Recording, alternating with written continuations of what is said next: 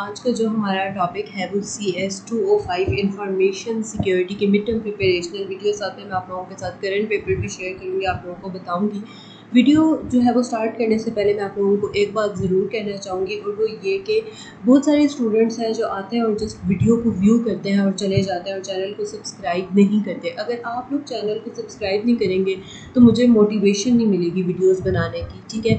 अब स्टूडेंट जो है वो हज़ारों के हिसाब से स्टूडेंट्स आते हैं, वीडियोस देखते हैं, व्यूज़ आ जाते हैं, ठीक है, लेकिन सब्सक्राइबर्स नहीं आते। तो काइंडली चैनल को आप लोग सब्सक्राइब भी कर दिया करें, इससे आप लोगों का कोई नुकसान नहीं होने वाला, ये मैं आप लोगों को बात बता दूं, ठीक है। इससे मुझे जस्ट मोटिवेशन मिलेगी क्योंकि इतने ज़्यादा स्टूडेंट्स हैं जिनको वीडियो का वेट होता है और मैंने उनके लिए वीडियो बनानी है, क्योंकि ये इतना ईजी काम नहीं होता। आपने अपना जो है वो टाइम निकाल के स्पेशल पहले वीडियो को रिकॉर्ड करना, मटीरियल को गैदर करना, ठीक है, फिर उसको वीडियो को एडिट करना, फिर उसको अपलोड करना, थंबनेल वगैरह एडिट करना, तो इसमें काफ़ी ज़्यादा टाइम भी लगता है और मेहनत भी लगती है। तो ये रिक्वेस्ट है मेरी कि जितने स्टूडेंट्स आते हैं और वीडियो देखते हैं वो लाजमी चैनल को सब्सक्राइब भी किया करें। इससे भी आप लोगों का ही फ़ायदा होगा कि जितनी भी वीडियोज़ मैं अपलोड करूँगी आप लोगों को फ़ौरन वो आपके होम पेज पर मिल जाएंगी, आप लोगों को सर्च नहीं करनी पड़ेंगी, ठीक है जी। तो एक छोटी सी रिक्वेस्ट थी, इसके बाद हम लोग अपनी वीडियो को स्टार्ट करते हैं। तो जो हमारे पास इंफॉर्मेशन सिक्योरिटी है ना, ठीक है, जो इसका पेपर आप लोगों का आता है वो ऐसा आता है जैसे हम लोगों ने MCM की तैयारी की थी और मैंने आप लोगों को MCM की वीडियो भी जो है वो अपलोड की भी है, मिड टर्म प्रिपरेशनल की और करंट पेपर मैंने आप लोगों के साथ शेयर किया था। अगर वो वीडियो आपने अभी तक नहीं देखी तो मैं डिस्क्रिप्शन में लिंक लगा दूँगी, वो आप देख लीजिएगा।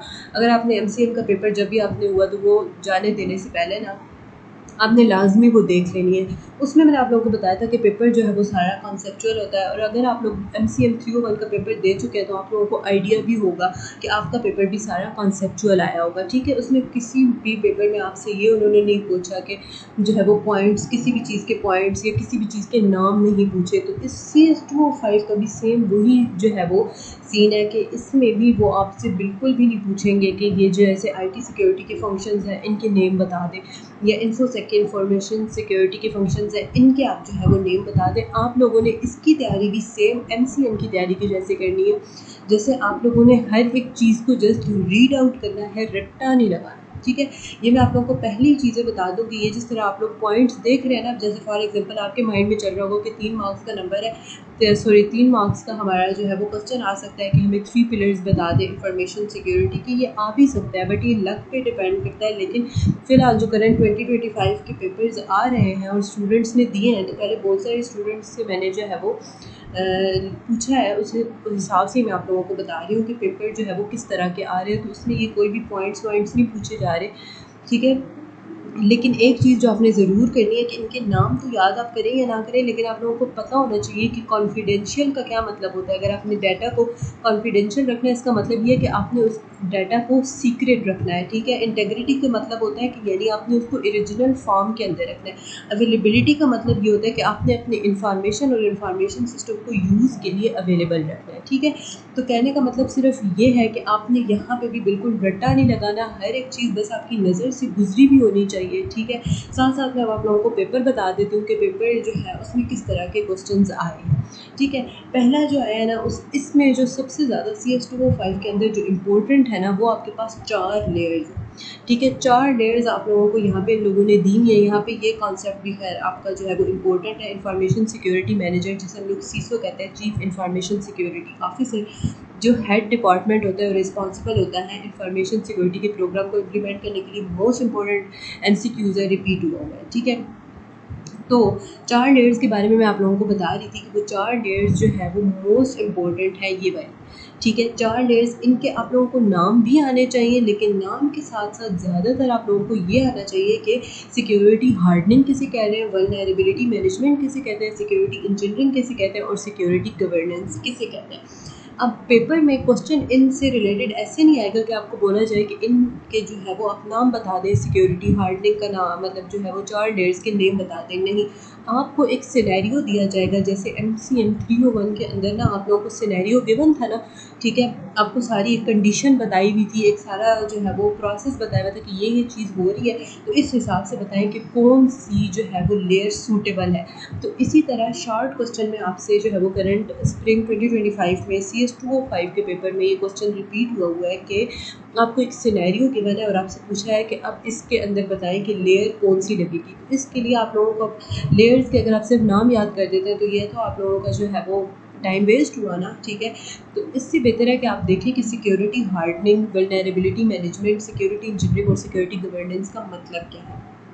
सिक्योरिटी हार्डनिंग का ये मतलब होता है कि आपने अपनी सिक्योरिटी इतनी हार्ड की हुई है कि किसी भी आम बंदा जो है वो एक्सेस नहीं कर सकता, या जो अनऑथराइज्ड बंदा होता है वो एक्सेस नहीं कर सकता, ठीक है। यानी कि आपने अपनी सिक्योरिटी इतनी हार्ड रखी हुई है, ठीक है, कि कोई बंदा भी उसके अंदर एक्सेस नहीं कर सकता। ये मैं आप लोग को शॉर्ट कॉन्सेप्ट दे रही हूँ, बाकी इसके अंदर हैंडआउट्स के अंदर इसकी डेफिनेशंस मौजूद है, वो भी आप लोग कर लीजिएगा। बस मैं आप लोग को कॉन्सेप्ट दे रही हूँ, जो चीज़ आप माइंड में रख लें तो वही आपके लिए काफ़ी है। अगर आपको कोई भी सिनेरियो आएगा तो आप लोग अटैम्प्ट कर लेंगे, ठीक है। वल्नरेबिलिटी मैनेजमेंट, वल्नरेबिलिटी हम कहते हैं कोई फ्लॉ हो या कोई प्रॉब्लम हो, जिस तरह कोई हैकर है या मॉलवेयर है, अगर उसने किसी सिस्टम को ख़राब कर दिया है ना, तो उसकी मैनेजमेंट आप किस तरह करते हैं, उसे वल्नरेबिलिटी मैनेजमेंट कहते हैं, ठीक है।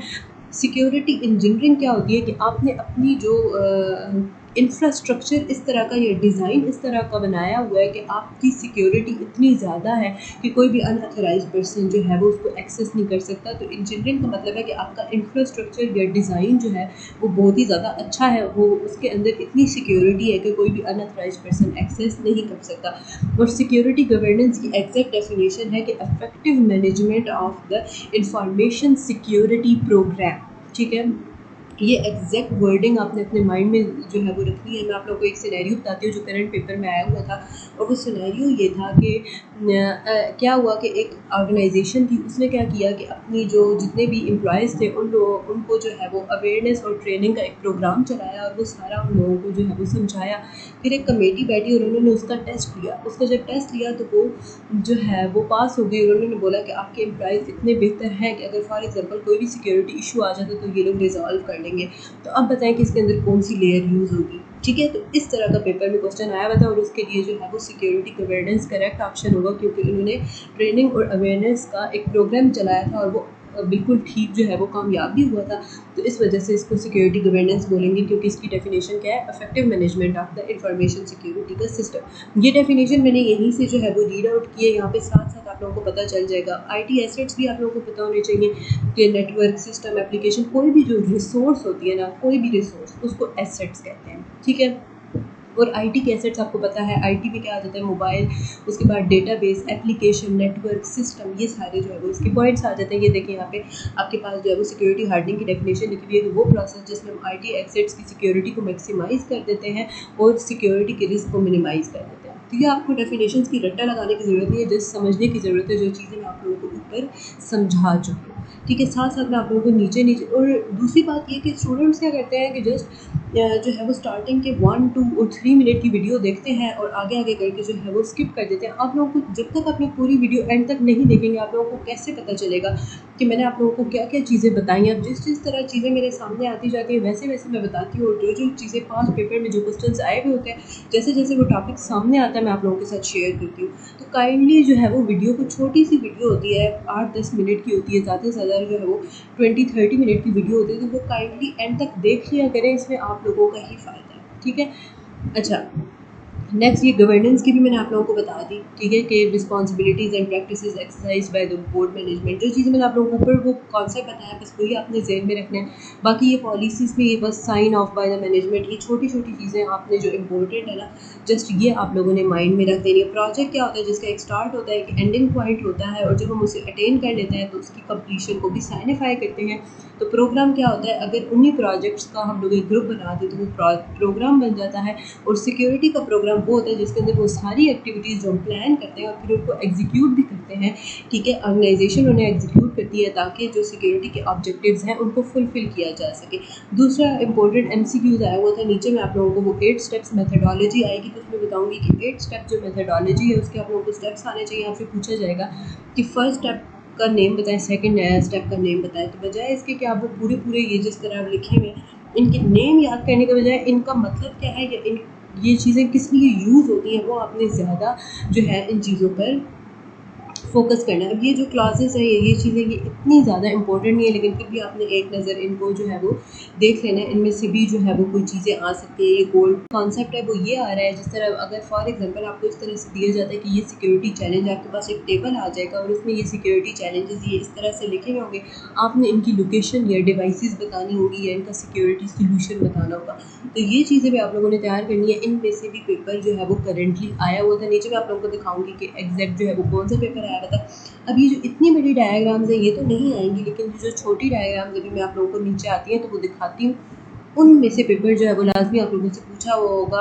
आपके पास 2 सर्वर्स उसके अंदर लगे हुए होंगे, उसके नेम पूछे हुए होंगे, ठीक है। तो वो इस तरह की चीज़ें जो है वो पेपर में आती हैं। बाकी ये जो पॉइंट ये देख लें, ये आ गया, ठीक है। ये पूरी आपको डायग्राम जो है वो दी हुई होगी और ये आपने नीचे नाम लिखना होगा HTTP server 1, HTTP server 2 primary fail over, ठीक है।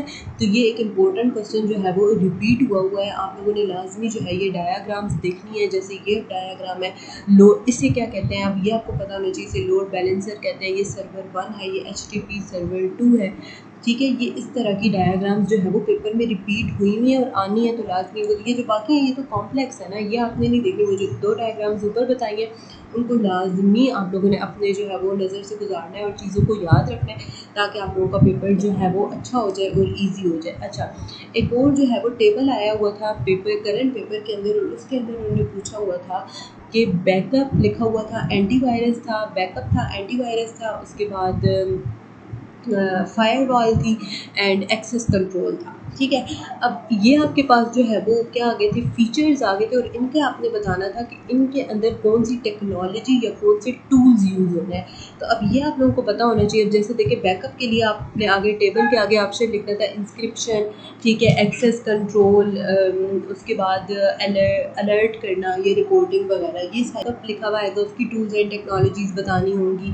इस तरह जो है वो फायरवॉल और जो मैंने आप लोगों को चीज़ें बताई हैं उनके आगे ऑप्शन आएंगे। ये इंपॉर्टेंट के पेपर में आया हुआ था अभी स्प्रिंग 2025 में, इसलिए मैं आप लोगों को ये चीज़ें बता रही हूँ। तो जो चीज़ें मैं आप लोगों को बता रही हूँ आप लोगों ने स्किप नहीं करनी।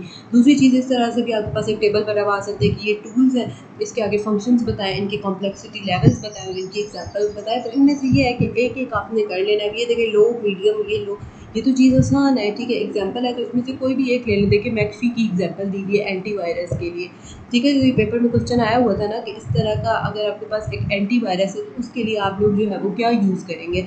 तो अपने पास से अगर आप लोगों को ये चीज़ नहीं भी पता तो आप लोग अपने लैपटॉप्स और पीसी यूज़ कर रहे हैं। आई होप कि सबके ही लैपटॉप्स या पीसी के अंदर मैक्फी होगा जो कि एक एंटीवायरस ऐप है। तो आप अपने पास से लिख सकते हैं ना कि आप लोग क्या करेंगे, एक जो है वो एंटीवायरस ऐप जो है वो आप इंस्टॉल कर दें, जैसे कि क्या है मैक्फी है। तो इस तरह से आप लोगों ने चीज़ों को जो है वो तैयार करना है। कुछ में माइंड नेक्स्ट इंपॉर्टेंट जो है एक लॉन्ग क्वेश्चन जो पेपर में आया हुआ था कि फॉर एग्जांपल आप देखिए कि एक डीसा है और एक स्टिच है, ठीक है। इसके अंदर कौन सी वल्नरेबिलिटीज़ यूज़ हो रही है। तो वो कैट 1, कैट 2, कैट 3 इस तरह से आपने जो है वो नेम लिख लेने हैं। ये इंपॉर्टेंट चीज़ एक आई हुई थी। और दूसरी चीज़ एक और मैंने आप लोगों को बताना याद नहीं रहा कि आप लोगों ने जो केस स्टडीज़ है ना, जितनी भी इसके अंदर केस स्टडीज़ हैं वो आपने स्किप करनी है, वो आपने नहीं करनी, क्योंकि केस स्टडीज़ पेपर में नहीं आती। केस स्टडीज़ जस्ट आप लोगों के लिए जो है वो आपके कॉन्सेप्ट को क्लियर करने के लिए और आप लोगों को ताकि ये चीज़ पता होगी किस तरह आपने उनको इम्प्लीमेंट करना है, वो चीज़ें आप लोगों को पता होनी चाहिए। बाकी ये मोस्ट इंपॉर्टेंट एक और शॉर्ट क्वेश्चन जो पेपर के अंदर आया होता है, सिस्क वर्सेस डीसा, ये many controls are common, approaches are different and organization styles are different. तो ये भी एक क्वेश्चन रिपीट हुआ था, ये भी आप लोगों ने कर लेना है, ठीक है जी। और बस बाकी जो है ये सारी यहाँ पे जितनी भी नीचे है ये सारी केस स्टडीज़ हैं, ये आपने स्किप करनी है। इसमें कुछ भी इम्पोर्टेंट नहीं है। जो भी इम्पोर्टेंट था वो मैं आप लोगों को जो है वो बता चुकी हूँ। मैं अगेन आप लोगों को रिपीट कर दूँ कि पेपर आप लोगों ने कॉन्सेप्चुअलाइज सारा तैयार करना है, जैसे हम लोगों ने MCM का पेपर तैयार किया था। कुछ भी मुश्किल नहीं है, बहुत ही ज़्यादा ईजी है। कोशिश कीजिएगा कि हर एक चीज़ का जस्ट कॉन्सेप्ट लें, रट्टा किसी में भी आपने नहीं लगाना, ठीक है। और अगर आप लोग चाहते हैं कि इसी तरह की वीडियोस बाकी भी मैं अपलोड करूं चैनल पे, तो मुझे मोटिवेशन देने के लिए आप लोगों ने लाजमी चैनल को सब्सक्राइब करना है। जो है वो नीचे वीडियो के नीचे कमेंट किया करें कि आपकी वीडियो से हेल्प हुई है नहीं हुई। पेपर देख आके बताया करें कि हम लोगों का पेपर इस तरह का हुआ या आपको इस वीडियो से क्या हेल्प हुई है। जो क्वेश्चन मैंने आपको बताया पेपर में वो आए या नहीं आए। तो अंटिल नेक्स्ट वीडियो, अल्लाह हाफिज़।